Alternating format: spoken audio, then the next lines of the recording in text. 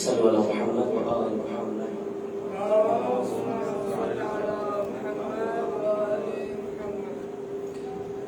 حسین بانٹ رہے ہیں نجات لے جاؤ،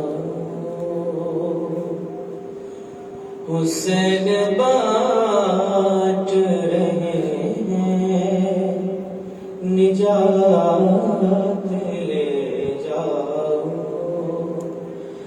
کچھ آنسوؤں کے وزن کا کائنات لے جاؤ حسین بانٹ رہے ہیں نجات لے جاؤ یہ کربلا ہے یہ معجز لما کی بستی ہے یہ کربلا ہے یہ معجز نما کی بستی ہے کفن میں سے کو لپیٹ تو حیات لے جاؤ حسین بانٹ رہے ہیں نجات لے جاؤ کچھ آنسوؤں کے وجہ کائنات لے جاؤ حسین بانٹ رہے ہیں نجات لے جاؤ تو کہیں گے ماتمی حلقوں سے لوگ محشر میں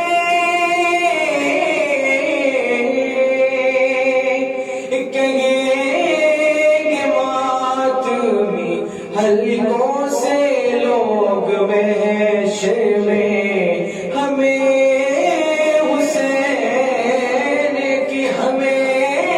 حسین کی جنت میں ساتھ لے جاؤ حسین بانٹ رہے ہیں نجات لے جاؤ تو نہیں کروں گا لحد میں انتظار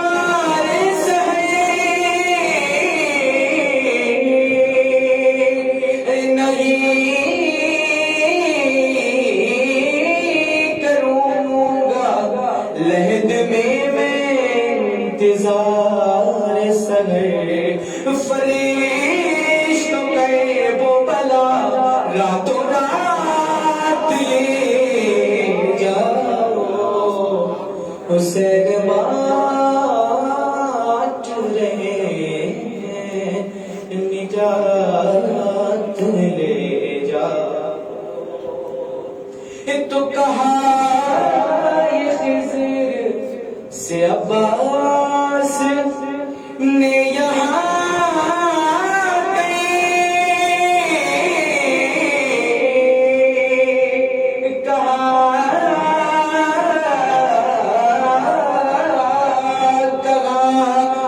یہ خضر سے عباس نے یہاں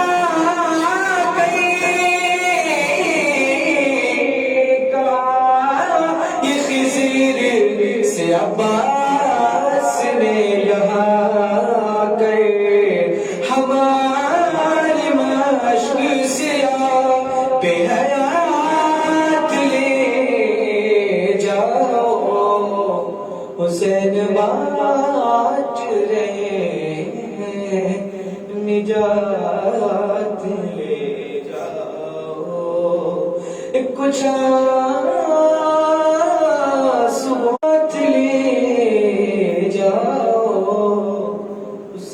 بانٹ رہے صلی اللہ محمد و علی محمد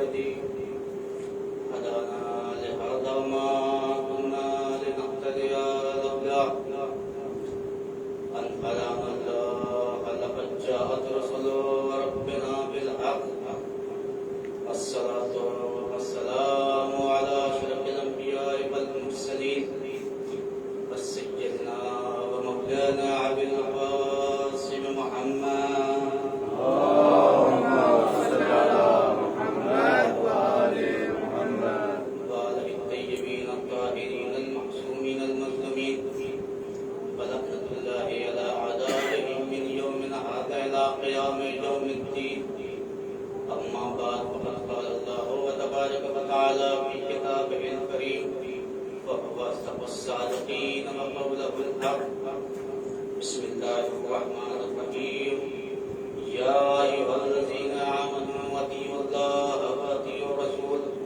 وأولي الأمر منكم صلوات الله اللهم صل على محمد وآل محمد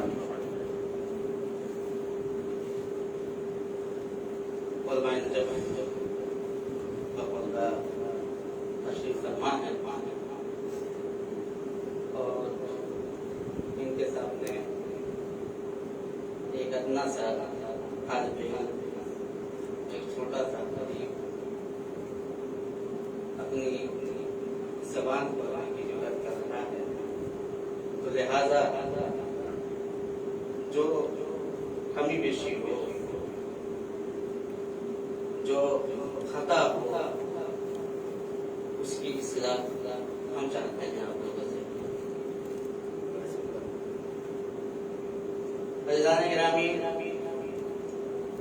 آپ یہ سب جانتے ہیں کہ محرم کا مہینہ شروع ہو چکا ہے اور یہ ایسی واحد قوم ہے کہ جب یہ چاند دیکھتی ہے محرم کا تو اس کی آنکھوں میں آنسو آ جاتے ہیں اور لب پر بس ایک صدا ہوتی ہے یا حسین یا حسین یا حسین کی ہے اور جو دوسری قومیں جو ہوتی ہیں وہ نئے سال کا آغاز بڑی دھوم دھام سے مناتی ہیں لیکن شیعہ ایک ایسی قوم ہے جو نئے سال کا آغاز رو کے مناتی ہے تو حضرت امام علی رضا علیہ السلام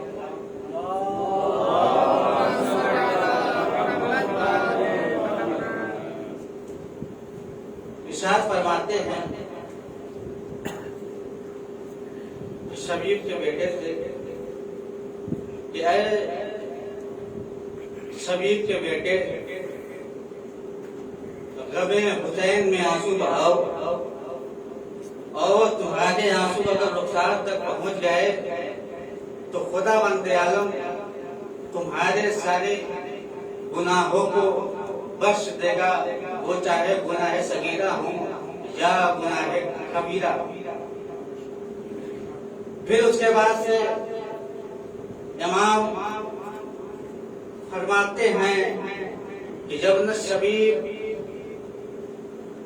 کہ اگر تم جنت میں رسول کے ساتھ حجرے میں رہنا چاہتے ہو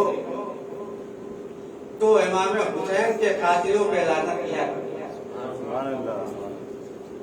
پھر اس کے بعد ارشاد فرماتے ہیں کہ جب تک شبیب کہ اگر تم سے خدا ملاقات کرنا چاہے اس حالت میں کہ تمہارے نامہ اعمال میں کوئی گناہ نہ ہو تو زیارت امام حسین السلام کیا کرو۔ پھر اس کے بعد سے ارشاد فرماتے ہیں کہ جب نہ شبیب کہ اگر تم چاہتے ہو کہ جنت میں تمہارا مقام، تمہاری عظمت میرے اتنی ہو، تو تم چار بھائی محمد پہ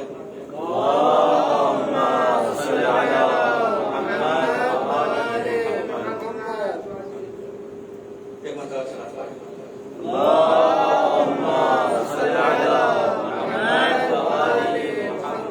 تو تم ہماری خوشی میں خوش رہا کرو اور غم میں غمگین رہا کرو،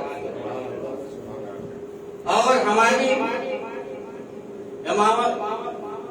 امامت و ولایت کا اقرار کیا کرو، اس لیے کہ بروز قیامت اللہ جو ہے، جو انسان جس سے محبت کرتا ہے، گویا یہ کہ وہ اگر پتھر سے بھی محبت کرتا ہوگا تو اللہ بروز قیامت اس کے ساتھ محشور کرے گا۔ صلوات پڑھیں محمد و آل محمد۔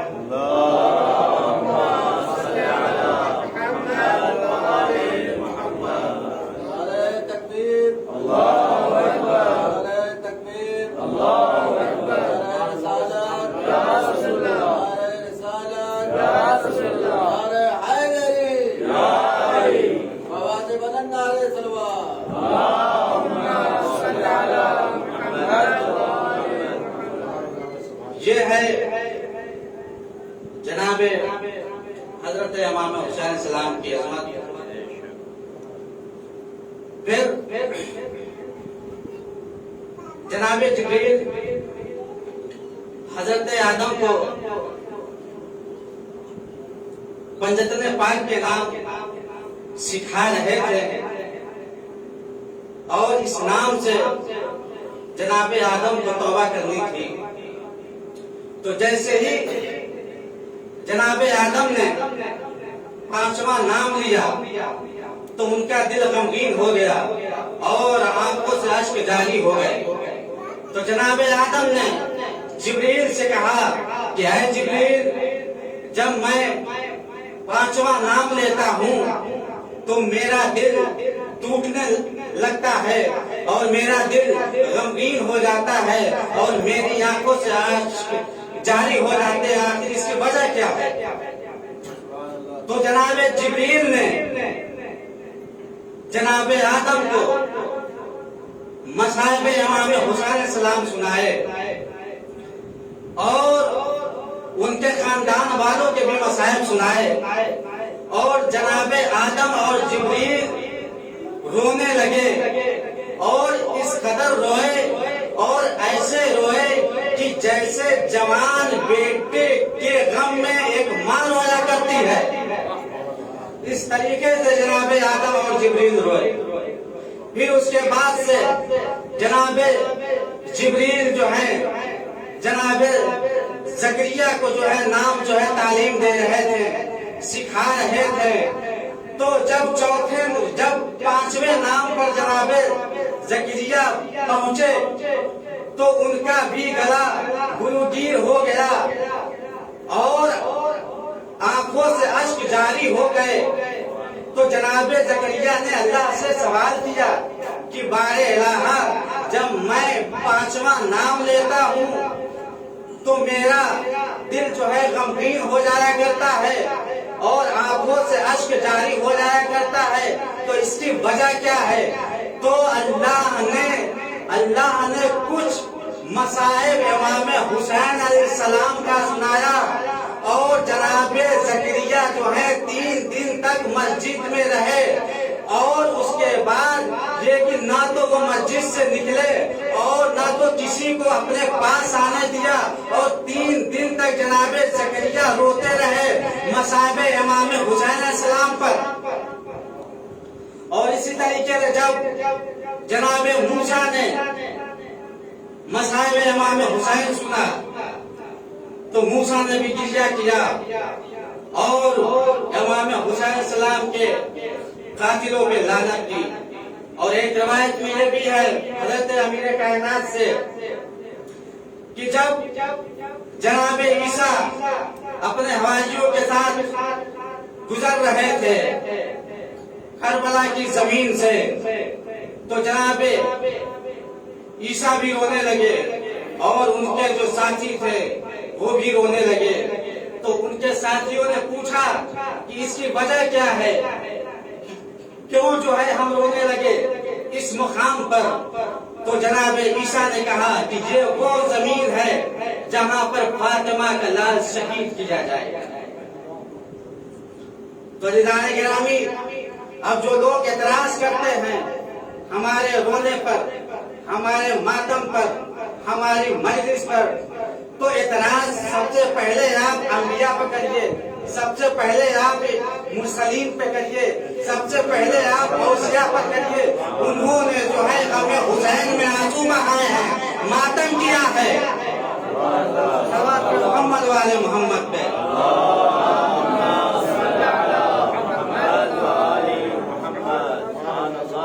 تو ہم پہ اعتراض نہ کریے.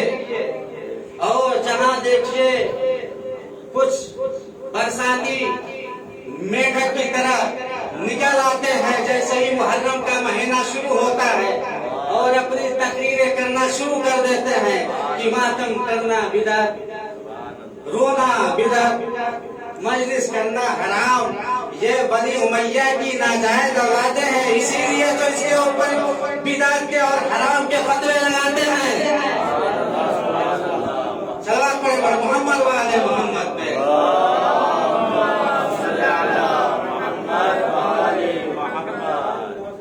امام حسین علیہ السلام کے غم میں ماتم ہم کرے، درد ان کو ہوتا ہے. کھانا ہم کھلائیں، کھانا ان کا ختم ہوتا ہے. سبیلے ہم لگائیں، پانی ان کا ختم ہوتا ہے. پیسے ہم لٹائیں، تجوریاں ان کی خالی ہوتی ہے. تو عزیزان گرامی، زنجیر ہم کریں، پشت ان کی زخمی ہوتی ہے. دانا ہم کریں، سر ان کا پھٹتا ہے. اور سینے میں ماتم ہم کریں، سینے میں درد ان کے ہوتے ہیں.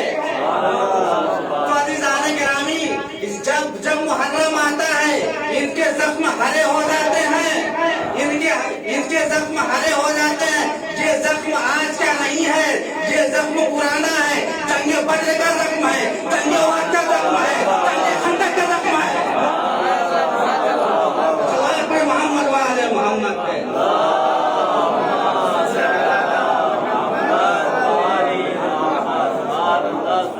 جب محرم آتا ہے ان کا زخم ہرا ہو جاتا ہے.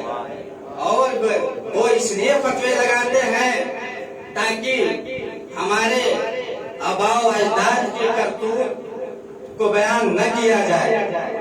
لیکن ہم وہ قوم کے بچے ہیں کہ تم جتنا بھی چاہو روکنے کی کوشش کرو، لیکن ہم رکنے والے نہیں ہیں. اور ہم تمہارے آباء و اجداد کی کرتوتوں کو بتا کر رہیں گے دنیا کے سامنے، وہ چاہے تم کو برا لگے یا چاہے تم کو اچھا لگے. اگر ہم بتائیں گے دنیا والوں کے سامنے تو ظاہر سی بات ہے کہ دنیا والے یہ پوچھیں گے کہ بنی امیہ کون تھے، بنو ہاشم کون تھے. تو ظاہر سی بات ہے اب جب بنی امیہ کا نام جب آئے گا اور جب ان کے مظالم سامنے آئیں گے تو لوگ ان کے اوپر لعنت کریں گے. اور جب بنی ہاشم کا تذکرہ آئے گا تو یہ بیان کیا جائے گا کہ بنی امیہ والوں نے امام مظلوم کو کربلا کے میدان میں بلا کر شہید کر دیا. یہ ہے مظلوم، یہ ہے ظالم، یہ ہے مقتول، یہ ہے قاتل. تو عزیزان گرامی، اب دنیا کے تمام لوگ جو ہے حسین علیہ السلام پر لعنت کرتی ہوئی دکھائی دے گی. چلو آپ پڑھے محمد والے محمد پہ.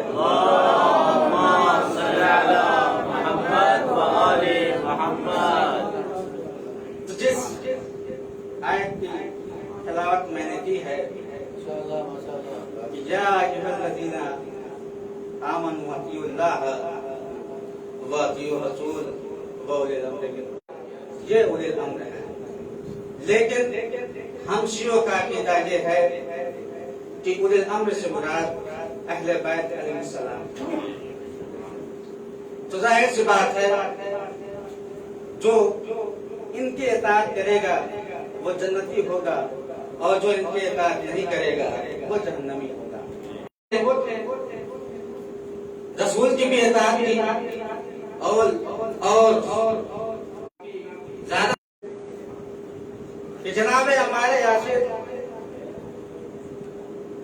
رسول اللہ کے بھی صحابی ہیں اور مولا کائنات کے بھی صحابی ہیں.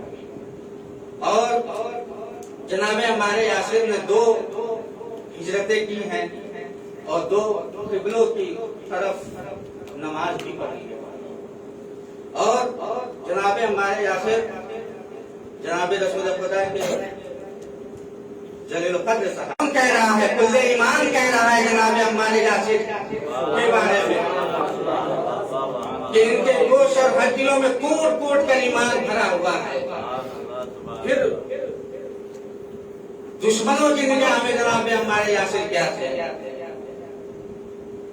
کہ جب مالک اشتر اور جناب ہمارے یاسر شہید ہو چکے تو کچھ لوگ کچھ چمچے اس کے پاس گئے اور جانے کے بعد سے کہا کہ تم نے بڑی چالاکی سے جو ہے علی کے دونوں بازو کاٹ دیے. تو یعنی بازو ہونے کے لیے شرط شجاعت کی ہے, بہادری کی ہے, نہ کہ جو ہے میدان سے بھاگنے کی ہے. تو علیزان گرامی اصحاب بھی موجود تھے, انصار بھی موجود تھے اور اولادیں بھی موجود تھی, لیکن بازو کون تھا؟ بازو جناب ہمارے یاسر تھا اور مالک اشتر تھا. صلوات پڑھے محمد و آل محمد پہ.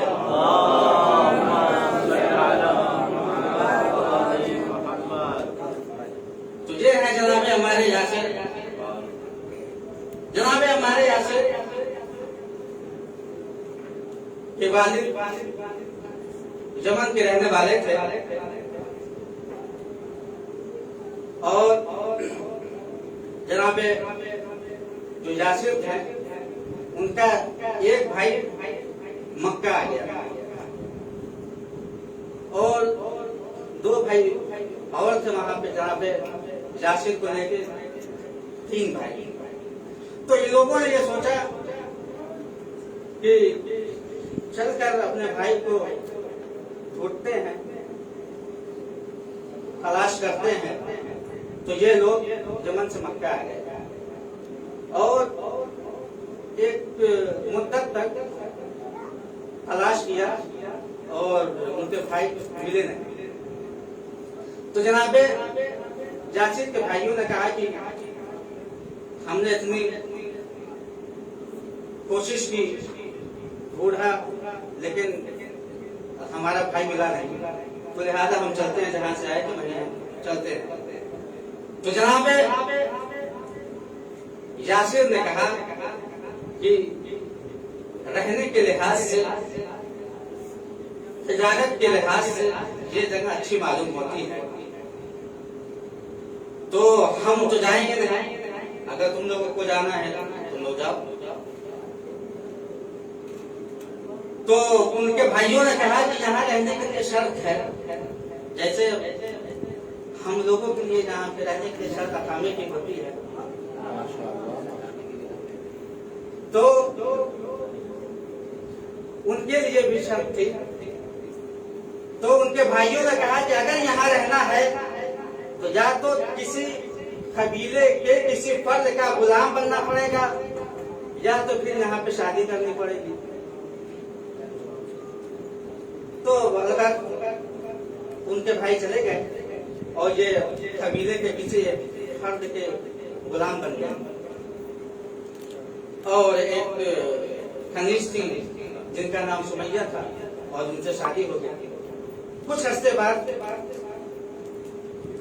عمار کی ولادت ہوئی اور یہ بچپن سے ہی یہ غور و فکر کیا کرتے تھے. اور ایک بار جو مکے کی گلیوں سے نکل کر ایک چوراہے پر جب آئے تو دیکھا کہ ایک شخص ہے جو کھڑا ہوا چلا چلا کر کہہ رہا تھا کہ کوئی ہے اس میں سے جو مجھے انصاف دلائے کہ میرا مال جو ہے لوٹ لیا گیا ہے, کوئی ہے اس میں سے جو مجھے انصاف دلائے. تو اس میں سے ایک جوان کھڑا ہوا, کہا کہ میں انصاف دلاؤں گا. وہ کوئی اور نہیں تھا, وہ جناب رسول خدا صلی اللہ علیہ وسلم تھے.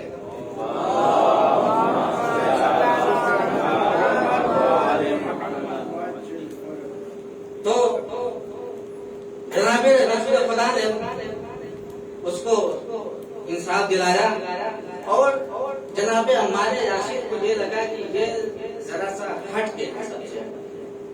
اور جناب رسول خدا جہاں بھی تبلیغ کیا کرتے تھے یہ جا کر سنا کرتے تھے چھپ چھپ کر. اور ایک دن یہ جناب ہمارے یاسر جہاں پہ رسول خدا تھے وہاں پہ آ گئے. اور وہاں پہ جب یہ آئے ہیں تو ایک صاحب اور بھی تھے سہیب نام کے. تو سہیب نے پوچھا کہ یہاں تم؟ تو جناب ہمارے یاسر نے بھی یہی سوال کیا, آپ کیا کرتے ہیں یہاں پہ؟ کہا کہ ہمیں رسول کی باتیں بڑی اچھی لگتی ہیں. تو جناب ہمارے یاسر نے بھی کہا کہ ہمیں بھی بڑی اچھی لگتی ہیں رسول خدا کی باتیں, کیوں نہ ہم مسلمان ہو جائے. تو سہیب نے کہا کہ دیکھو ہم تو مسلمان ہو جائیں گے لیکن تم مسلمان نہیں ہو سکتے. اس کی وجہ یہ ہے کہ تم جو ہے غلام ہو, اور غلاموں کے لیے مسلمان ہونا اتنا آسان نہیں ہے, بہت ہی مشکل امر ہے. تو جناب ہمارے یاسر نے کہا کہ بہت زیادہ یہ کریں گے کیا, بہت زیادہ یہ کر سکتے ہیں کہ مجھے قتل کر دیں گے. مسلمان تم مریں گے, ہم ایمان پر تم مریں گے. تو لوگوں نے کہا, تو سہیب نے کہا کہ ٹھیک ہے چلو. تو یہ لوگ جناب رسول خدا کی خدمت میں آئے اور جناب رسول خدا نے استقبال کیا, گلے سے لگا اور ان کو مسلمان کر دیا. اور یہ جب جانے لگے تو جناب رسول خدا نے کہا کہ رکو, جب اندھیرا ہو جائے پھر تم لوگ جانا یہاں, کیونکہ اس وقت خطرہ بھی تھا, جان کا خطرہ تھا. تو جب اندھیرا جب ہو گیا تو سہیب اور ہمارے یاسر یہ لوگ اپنے اپنے گھر کی طرف روانہ ہوئے.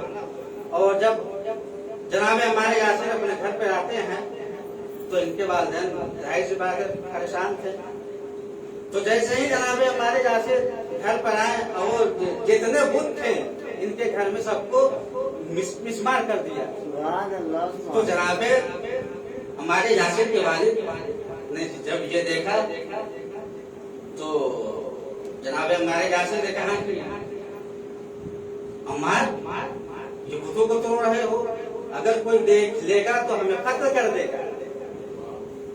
تو کہنے لگے کہ اس کو ہم بناتے ہیں اور اسی کی ہم عبادت کرتے ہیں, اور یہ بت جو ہے کوئی فائدہ وائدہ دے گا نہیں. تو اتنے میں جو ہے ہمارے یاسر کی والدہ بھی آ گئی, بیٹا ہوا کیا؟ تو جناب ہمارے یاسر نے ساری باتیں جو ہے بتا دی. اور اسی طریقے سے جناب ہمارے یاسر کی والدہ اور ان کے والد یہ دونوں مسلمان ہو گئے. صلوات علی محمد و آل محمد.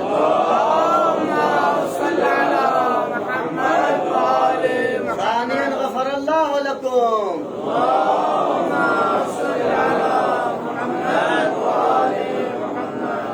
ثالثا غفر الله لكم.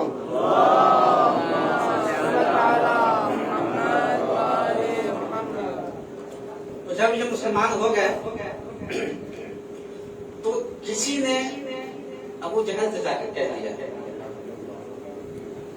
تو ابو جہل اپنے ہمارا دوستوں کے ساتھ آیا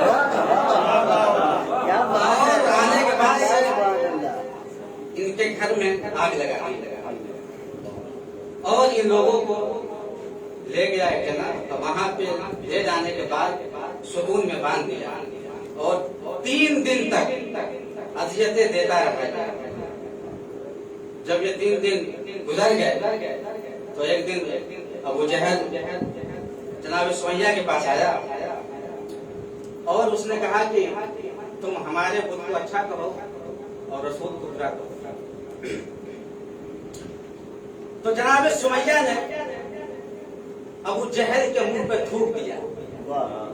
تو عزیزان گرامی، اب مجھے یہاں پہ ایک جملہ کہنے کا دل چاہ رہا ہے کہ جو رسول کی شان میں گستاخی کرنا چاہے یا وہ کہ جو یہ کہے کہ رسول کی شان میں گستاخی کرو تو اس کا چہرہ جو ہے چومنے کے لائق نہیں بلکہ تھوکنے کے لائق۔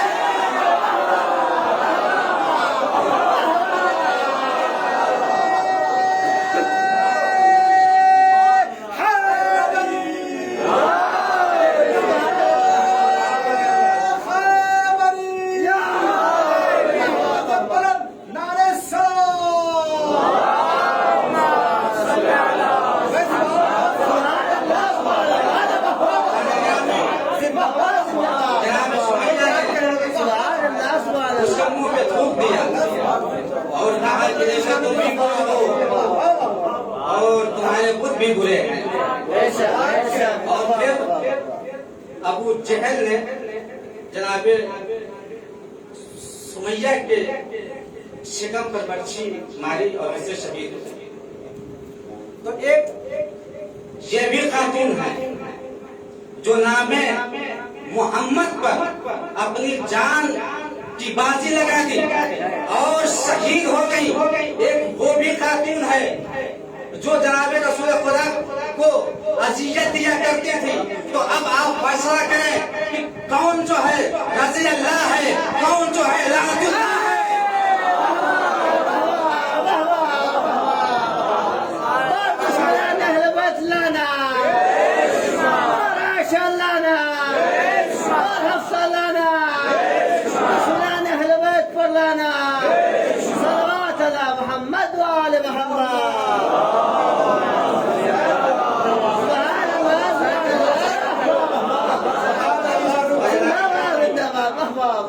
یہ اسلام کی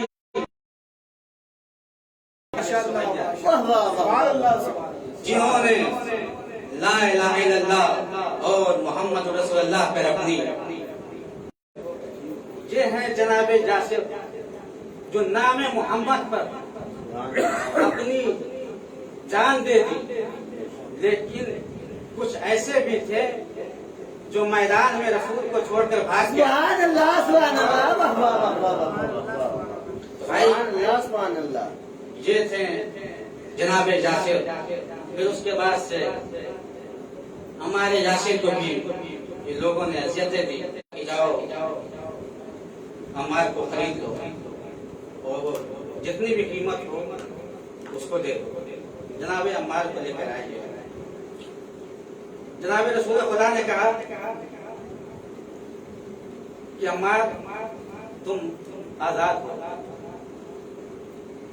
تمہارا دل چاہے جہاں بھی جانے چلے جاؤ۔ تو جناب عمار نے کہا کہ نہیں، ہم ماں کی صحبت میں رہنا چاہتے ہیں۔ تو جناب عمار جاسر رسول خدا کے ساتھ ساتھ رہے اور جب جناب رسول خدا اس دنیا سے چلے گئے تو سب سے پہلے در سیدہ پہ آنے والے جناب عمار جاسر تھے۔ پھر اس کے بعد سے لوگ آئے ہیں اور پھر کچھ اور لوگ بھی آئے۔ کہا کہ تم یہاں سے چلے جاؤ، ہم اس گھر میں آگ لگا دیں گے۔ تو جناب عمار نے کہا کہ تم اس گھر میں چاہے آگ لگاؤ چاہے کچھ بھی کرو، لیکن ہم اس گھر سے جائیں گے نہیں۔ جناب عمار یاسر بدریجون میں سے ہیں۔ تو بدریجون وہ لوگ ہیں، وہ افراد ہیں کہ جس کی طرف یہ بدری چلے جائیں اور جس گروہ میں یہ بدری چلے جائیں تو وہ گروہ جو ہے حق پر ہوتا ہے. تو اسی لیے جنگ جمل کا فیصلہ یہیں سے ہوا تھا کہ جتنے بھی بدری تھے وہ سب مولا کائنات کے ساتھ ہو لیے تھے اور جو لوگ بدری نہیں تھے وہ سارے کے سارے عائشہ کے ساتھ چلے گئے. تو جدھر یہ لوگ گئے جدھر بدری گئے ادھر حق تھا ادھر علی تھے. تو علی دار گرامی اب مجھے یہاں پہ کہنے دیجئے الحق مع علی العلی مع الحق. جواب پہ محمد والے محمد پہ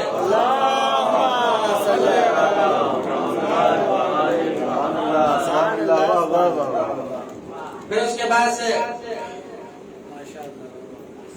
جناب عمار پڑھے لکھے بھی تھے اور فقہ پہ بہت ہی قبول تھا ان کو.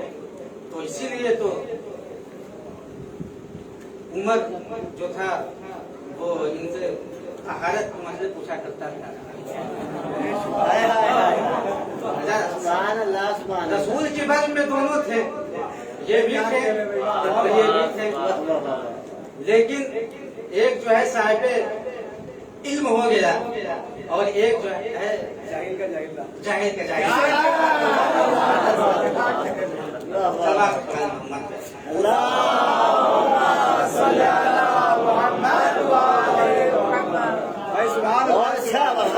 میدان صفین میں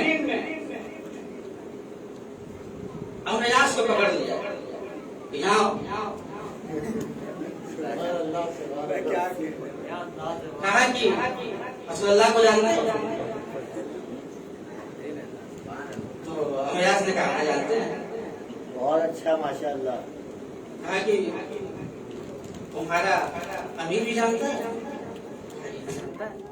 عمر لانا ابو بکر لانا عثمان لانا عائشہ لانا حفصہ لانا صلوات علی محمد وآل محمد.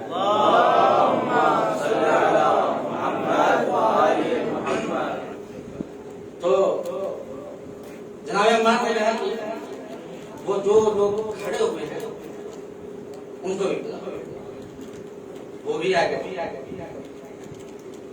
تو جناب عمار یاسر نے کہا کہ رسول اللہ نے یہ ارشاد فرمایا تھا کہ اے عمار تمہیں ایک باغی گروہ خریدو.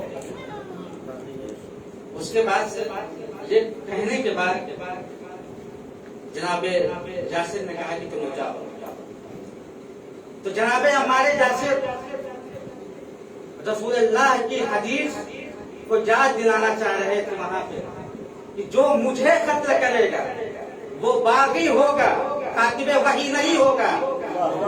جو مجھے قتل کرے گا وہ باغی ہوگا کاتب وحی نہیں ہوگا صحابی نہیں ہوگا بلکہ وہ حرامی ہوگا.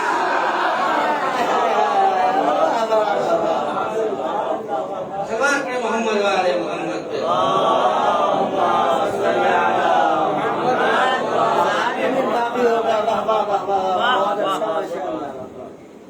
اللہ نے گرامی یہ ہیں جناب ہمارے یاسر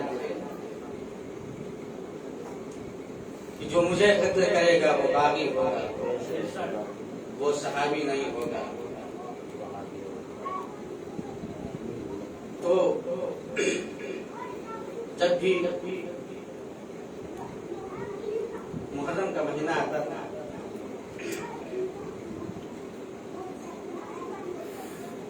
تو حضرت امام علی رضا السلام فرش بچھا دیا کرتے تھے اور دیبل آ جایا کرتے تھے امام حسین السلام کو مسیح سنانے کے لیے اور امام بڑا اہتمام کیا کرتے تھے اس محرم کا کہ ایک طرف جو ہے خواتین بھی ہوتی تھیں اور بیچ میں پردہ بھی ہوا کرتا تھا اور پھر دیبل جو ہے حضرت امام حسین علیہ السلام کا مرثیہ پڑھا جاتا ہے. تو امام حضرت علی رضا نے کہا کہ اے دیور تم ہمارے مطیع رہنا، فرما بردار رہنا.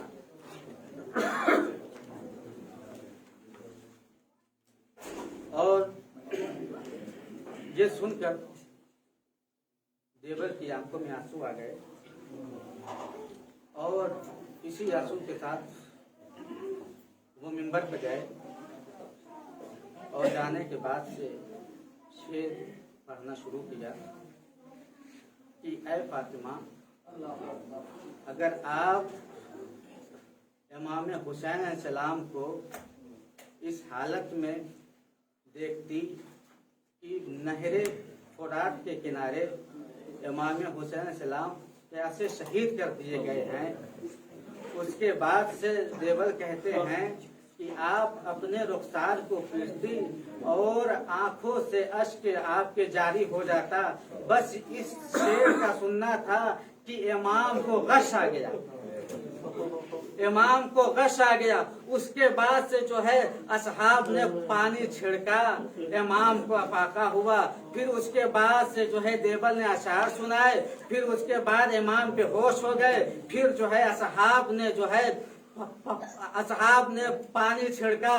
پھر اس کے بعد سے امام کو افاقہ ہوا.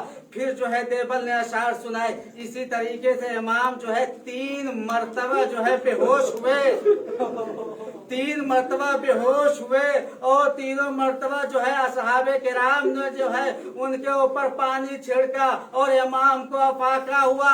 میں کہوں گا مولا، آپ نے جو ہے امام حسین علیہ السلام کے مصائب کو سنا اور آپ بے ہوش ہو گئے اور آپ نے خوب کریا کیا. لیکن ایک اور بیٹا تھا امام کا، وہ سید سجاد. جب بھی جو اپنے بابا پر رونا چاہتا تھا، اس کو اشکیا جو ہے تازیانے لگایا کرتے تھے، ڈرنے لگایا کرتے تھے. رونے بھی نہیں دیا گیا امام سید سجاد کو. اس کے بعد سے امام جو ہے کہتے ہیں کہ اے دیبل 2 شعر میرا بھی پڑھ دو اور اپنے اشعار میں شامل کر لو. امام نے 2 شعر دیے. اس کے بعد سے دیبل نے پوچھا امام سے یہ بتائیں کہ یہ توش میں کس کی قبر بنے گی. تو امام نے کہا کہ توش میں میری قبر بنے گی. بس یہ سننا تھا امام کی بہنوں کا کہ امام کی بہنوں کو غش آنے لگا، غش پہ غش آنے لگا اور گریہ کرنے لگی. میں کہوں گا شہزادیوں، آپ نے جو ہے امام کے ابھی مصائب سنے ہیں اور یہ بھی سنا کہ جو ہے توس میں امام کی قبر بنے گی. تو اتنا گریہ کرنے لگی. ابھی مصائب نہیں ہوا ہے، مصائب ہونے والا ہے. یہ سن کر عام لوگوں نے گریہ شروع کر دیا اور بے ہوش ہونے لگی. میں کہوں گا ذرا کربلا کے میدان میں آئیے، چند قدم کے فاصلے پر بھائی جو ہے جب ہو رہا ہے بہن کے سامنے. بہن یہ کہہ رہی ہے اے شمل پہ آیا، ہمارے ماجائے کو چھوڑ دے، اسے قتل نہ کر. لیکن شمل نے امام کے سر و تن میں جدائی کی، زمین کو جلایا. آسمان خون کے آنسو رونے لگا. ایک لڑائی کہ حسین قتل کر دیے گئے، شہادیاں چلی، سکینہ یتیم ہو گئی، زینب بن بھائی کی ہو گئی. اللہ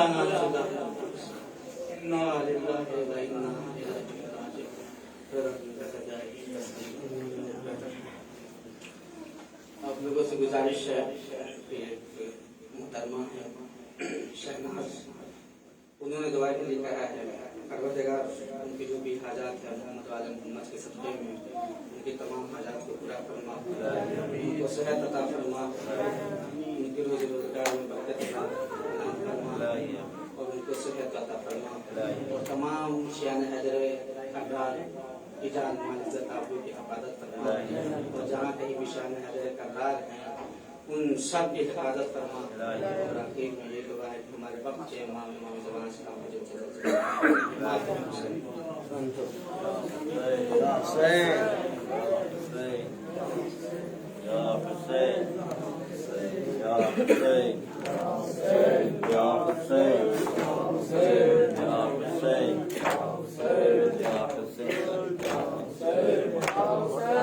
میں لکھتی ہے بیمار سہرا، بابا اصغر بہت یاد آتا ہے، خط میں لکھتی ہے بیمار سہرا، بابا اصغر بہت یاد آتا ہے، خط میں لکھتی ہے بیمار سہرا، بابا اصغر بہت یاد آتا ہے، خط میں لکھتی ہے بیمار سہرا، بابا اصغر بہت یاد آتا ہے، پاس اپنے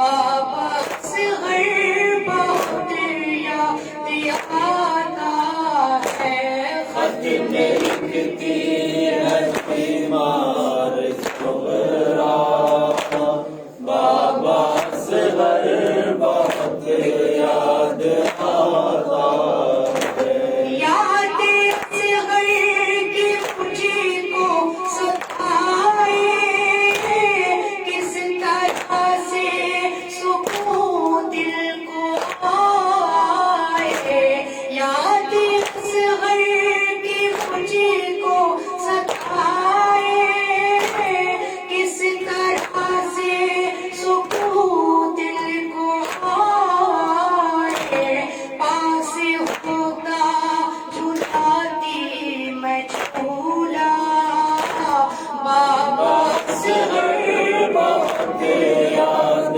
آتا ہے، خط میں لکھتی ہے بیمار سہرا، بابا اصغر بہت یاد آتا ہے، جب سے بچھڑا ہے میرا برادر، بڑھ گئی ہے تپش دل کے اندر، جب سے بچھڑا ہے میرا برادر، بڑھ گئی ہے تپش دل کے اندر، دن بدل ہو رہا ہے یہ بابا، بابا اصغر بہت یاد آتا ہے، خط میں لکھتی ہے بیمار سہرا، بابا اصغر بہت یاد آتا ہے، میری بابا سکینہ سے کہنا، بھیا اصغر کے ہمراہ رہنا، میری بابا سکینہ سے کہنا، بھیا اصغر کے ہمراہ رہنا، میری جانب سے بھی پیار کرنا، بابا اصغر بہت یاد آتا ہے، خط میں لکھتی ہے بیمار سہرا، اصغر بہت یاد آتا ہے بھیا کے بڑے وعدہ کیا تھا جلدی تیرے میں آؤں گا سہرا بھیا کے بڑے وعدہ کیا تھا جلدی تیرے میں آؤں گا سہرا جانے کون کا دیدار ہوگا بابا اصغر بہت یاد آتا ہے خط میں لکھتی ہے بیمار صغرا بابا اصغر بہت یاد آتا ہے پاؤں کے تیرے جس جگہ پر رکھ کے خسار صغرا وہاں پر پاؤں کے تیرے جس جگہ پر رکھ کے خسار صغرا وہاں پر کہہ رہی ہے کہ آ جاؤ پیا بابا اصغر بہت یاد آتا ہے خط میں لکھتی ہے بیمار صغرا بابا اصغر بہت یاد آتا